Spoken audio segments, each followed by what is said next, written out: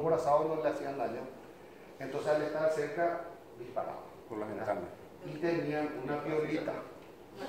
Tenía una piolita hasta la costa, ¿verdad? Entonces, sí, después de disparar, le tiraban no, estamos hablando. Si hay una cosa en la que el paraguayo superó ampliamente el ingenio, pero 6-0 le hicimos. 6-0 en ingenio. Y llegamos a un uno de todo. No. Pero le sacamos de servicio a varios.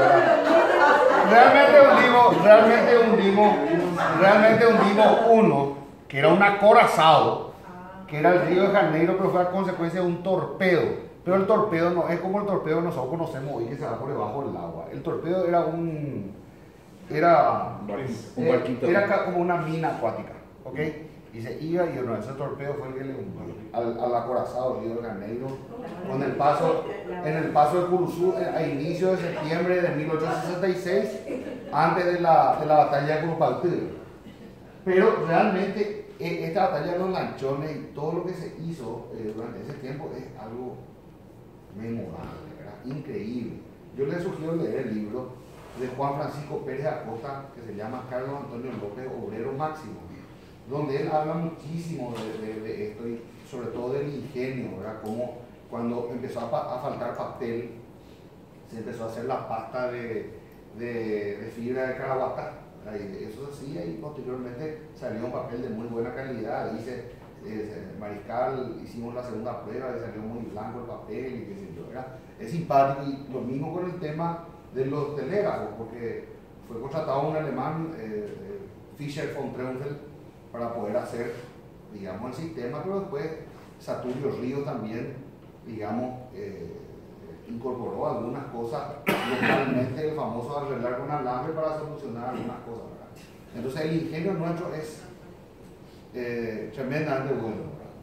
Y ahí en Vaporcueta no hubo batalla. No, batalla no. Llegaban hasta la entrada, más o menos no viral los brasileños, pero ya no llegaban a entrar. No llegaban a entrar porque tenían miedo de encallar.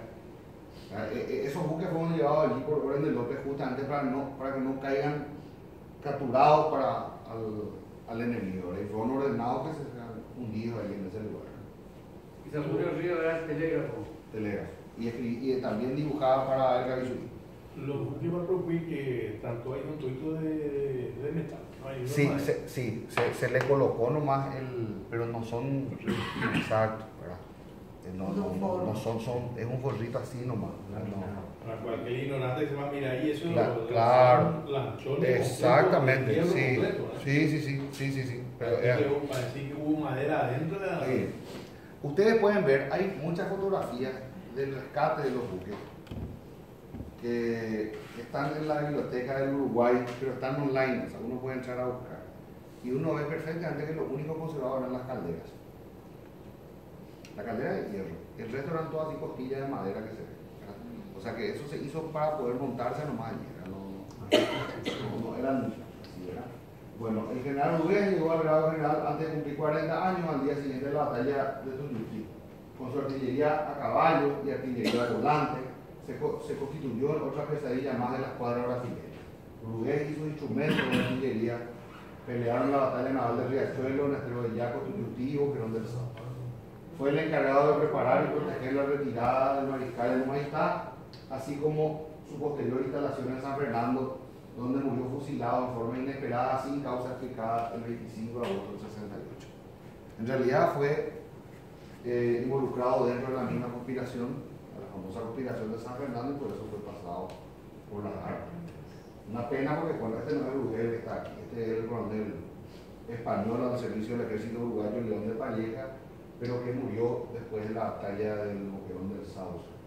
Es llevado aquí por el famoso batallón Florida, que tenía muchos uruguayos de color, como ustedes pueden ver, ¿verdad? Hasta hoy día el batallón Florida por eso tiene soldados de color dentro del batallón, para preservar la tradición del mítico batallón Florida de la guerra de las Triple Alianzas.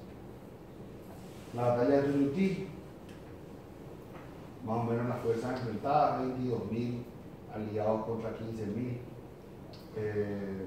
Estos eran cazadores, teníamos prácticamente 13.000.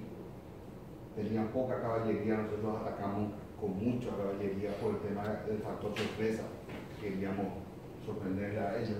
Pero fíjense ustedes la diferencia en la artillería, nosotros apenas llevamos 4 cañones y entre ellos tenían 60, porque la idea era justamente capturar los cañones de los aliados. Se preparó el plan, pero como muchos de los planes que tuvimos durante la guerra eran planes que en el papel estaban perfectamente elaborados, pero cuya ejecución no era tan sencilla. Entonces, a la hora de desarrollarse, los comandantes de las columnas se encontraron con una serie de inconvenientes que hacían frustrar la operación. Entonces, básicamente, este fue el ataque de Tuyutí. ¿Dónde mismo queda Tuyutí? Tuyutí queda entre Humaitá y Paso de Patria, al sur de Pilar. Uno llega hasta Pilar, de Pilar hay una ruta que te lleva hasta Humaitá, y de Humaitá tomas otra ruta que te lleva hasta Paso de Patria, y en el medio está Al sur de Humaitá. Al sur de Humaitá. Allí en Tuyutí estaba el campamento aliado. Y aquí tenemos los cadáveres paraguayos famosos, ¿verdad? Y también menciono siempre el tema de la guerra de papeles, es decir, la propaganda, cómo estaban enfrentados. ¿Qué pasaba con la economía durante todo ese tiempo?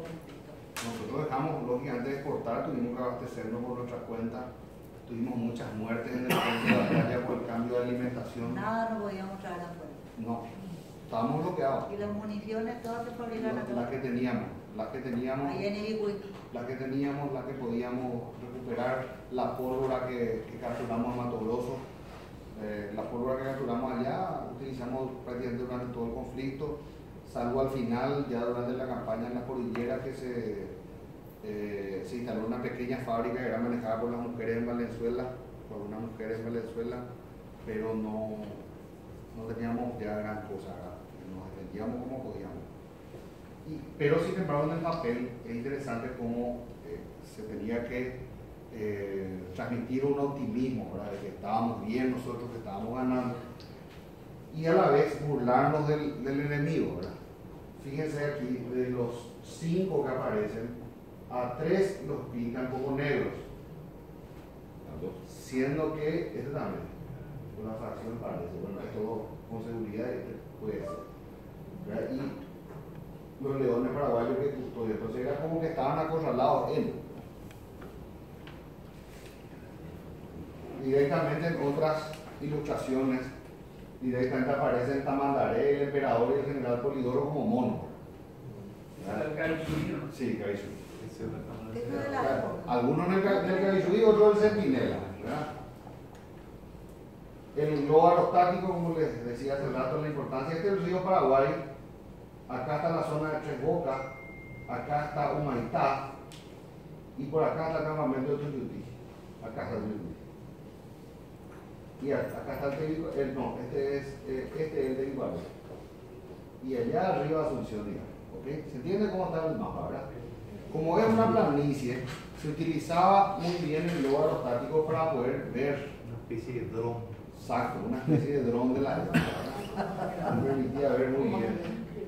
Y estos puntitos que ustedes ven acá no son islas, sino es la cuadra brasileña, que estaba apostada entonces ya para esa época en Curuzú, entre Curuzú y Grupalté, porque ya habían tomado. Ellos también se encargaron de... Una pregunta, ¿por qué vos mencionaste anteriormente que Paraguay está en la batalla de Uruguay, no sé qué, Uruguayana, por el río Uruguay? ¿Cómo accede Paraguay al río Uruguay si no podíamos, o sea, por dónde cruza el Paraná y después va caminando hasta el río? ¿Cómo es? Por las misiones argentinas, que fue el estallido de la guerra con Argentina. O sea, cuando nosotros pedimos el permiso para pasar, la Argentina denegó el permiso. Entonces, al denegar ese permiso, no tuvimos otra opción que entrar igual, porque cómo íbamos a ir al Uruguay si no íbamos por... Entonces se invadió Corrientes por un lado y por otro lado se pasó por las misiones argentinas hoy, donde de hecho teníamos campamentos también de reclutamiento, ¿verdad? En la ciudad de Itatí. ¿Conocen ustedes dónde está la Virgen de Itatí en Corrientes? Bueno, todos los jóvenes y muchachos en edad de reclutamiento pelearon por el ejército paraguayo. Eran todos correntinos, pero peleaban por el ejército paraguayo. A todas las crónicas. Y estaba la tranquera de Loreto, donde era un lugar de reclutamiento, y a partir de allí iban Pindaporí, otros campamentos, en la margen izquierda del Paraná. Y mucho con esta guerra de papel se daba también del lado de los aliados, que lo pintaban a López como el monstruo, etcétera, etcétera, ¿verdad? El Nerón del siglo XIX, encima de una pila de cadáveres, así como un ave de la piña. Este es el periódico El Mosquito de la Argentina, que como López había dicho que el equilibrio del plata, etcétera, etcétera, lo dicen a él el equilibrista, como burlándose él, el equilibrista. Aparece él, siempre lo dibujan gordo, con sus condecoraciones, o sea, una pinta casi payasesca, y del otro lado Mitre y Don Pedro. La entrevista de Henry Corá, uno de los intentos por alcanzar la paz, se llevó a cabo 10 días antes de la batalla de Grupalté. En principio, la invitación de López fue para los 3 comandantes, el comandante en jefe aliado, que era Bartolomé Mitre, también para Polidoro, el brasileño, y en el caso del uruguayo Venancio Flores. Polidoro dijo que no iba a asistir porque no tenía permiso de su gobierno, el gobierno imperial, para poder conferenciar con López. Entonces van Venancio Flores y Bartolomé Mitre. En esa conferencia apenas iniciada se increparon